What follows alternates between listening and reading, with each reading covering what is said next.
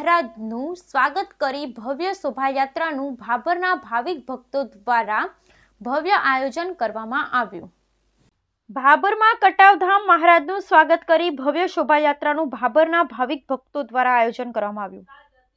પરમ પૂજ્ય શ્રી ખાખીજી મહારાજની જગ્યાને મહાકુંભ પ્રયાગરાજ 2025ના મેળામાં મહામંડલેશ્વરનું પદ પ્રાપ્ત થયું અને પહેલીવાર કટાવધામની પવિત્ર ધરતી પર પધારતા પરમ પૂજ્ય શ્રી મહામંડલેશ્વર 1008 મહંત શ્રી જયરામદાસ મહારાજ ભાભર એપીએમસી આવી પહોંચતા વેપારીઓએ સમૂહ કરી અને ફૂલહાર આપી આશીર્વાદ લીધા હતા।